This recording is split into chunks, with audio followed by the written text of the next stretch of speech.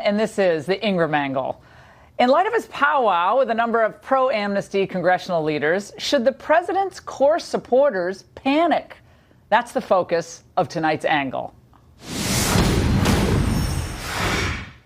As I noted last night, it was terrific for the president to let the sunlight in during that DACA back and forth at the White House. Transparency is long overdue in the legislative process. It's something I've been asking for years. He was engaged and he was enthusiastic about having both sides at the table. That was really good. He also reiterated that the wall and ending chain migration was a prerequisite for any deal on the so-called dreamers. But not so reassuring was when this went down. You turn on Fox News and I can hear the drumbeat coming. Right-wing radio and TV talk show hosts are going to beat the crap out of us because it's going to be amnesty all over again. And then the president basically seconded that emotion. Thank you, Lindsay. You know, it's very interesting because I do have people that are, let's just to use a very common term, very far right and very far left. They're very unhappy about what we're doing, but I really don't believe they have to be. Excuse me? Lindsey Graham hitting Fox News? Well, that's nothing new. But the president hitting the far right?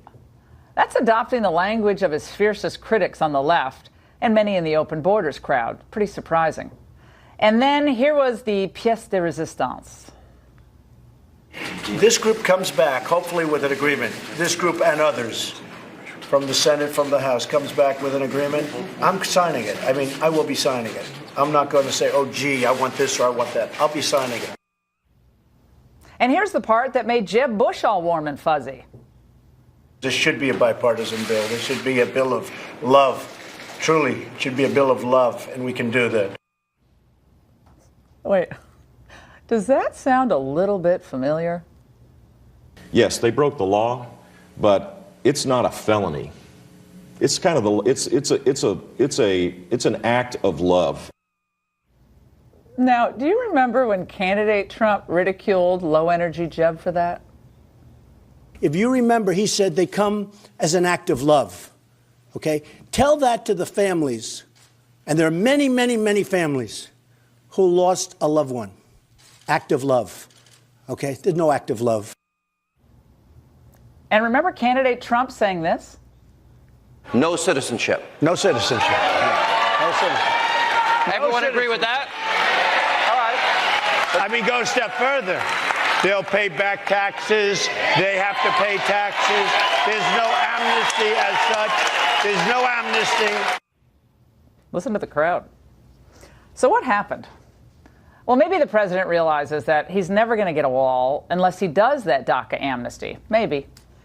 And maybe he thinks he just can't end chain migration unless he gives legal status to those 800,000 illegals. They range from about 16 years of age to about 30 years of age. They're not all kids now. But that is a hard pill for many of his most loyal supporters to swallow. Today, many of my radio listeners were in meltdown mode. We're not going to get a new wall. I'll bet my shirt we don't get it. We don't get Sean, verify. I'll bet my shirt on that. If he breaks his promise and he grants amnesty to these dreamers, it's over. I think it's over. My kids were born and raised in America. We have dreams too.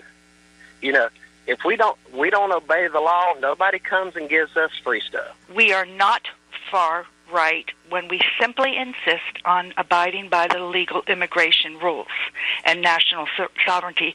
When did that ever become far right? I'm feeling deflated right now.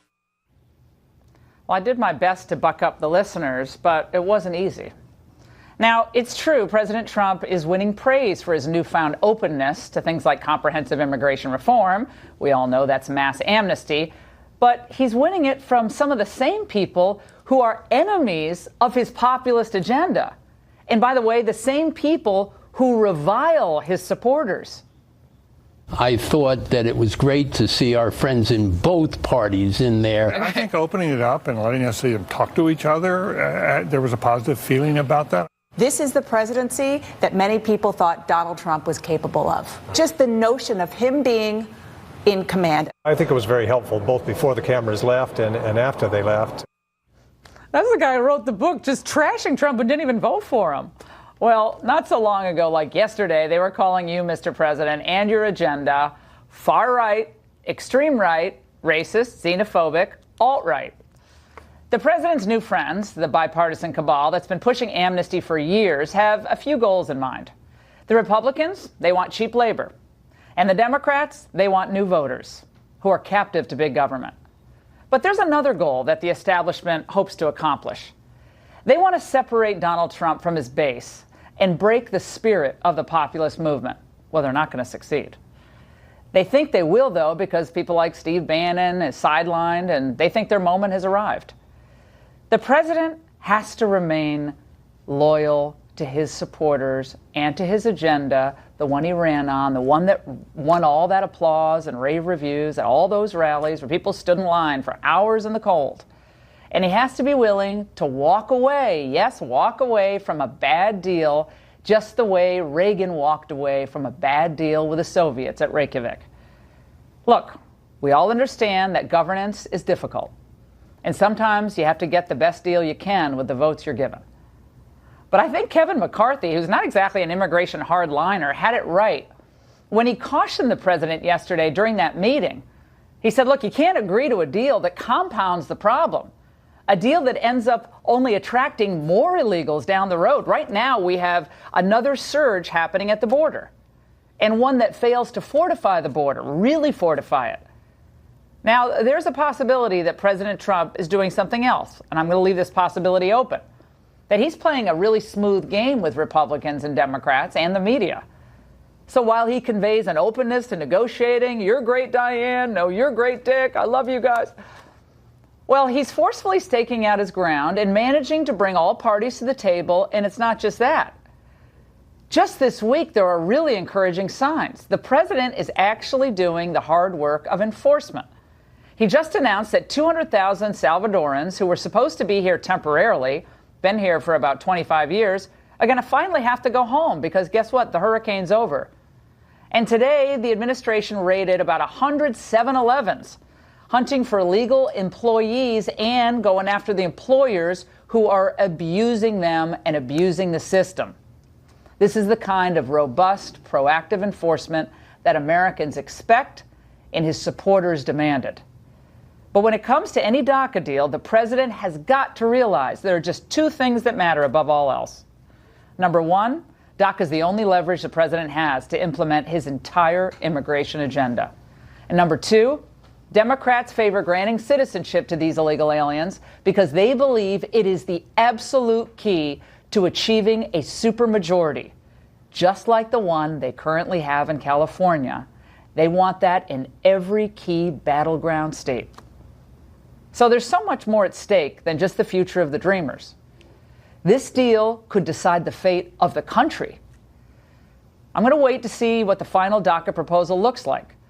But if it does not include a wall, a real wall, not a see-through wall, expect a political revolt from the base, which means losing the House and maybe even losing the Senate. And by the way, chain migration, absolutely necessary. So if those things aren't in the deal or they're watered down so badly they don't really exist at all, we end up losing the House, the Senate. Who's going to be left to defend the president? Dick Durbin? Lindsey Graham? Or all those hard right people who host radio shows or on Fox News? The president did not promise his supporters an opaque electronic fence that only covers a third of the border. He promised them a wall, a big, beautiful wall.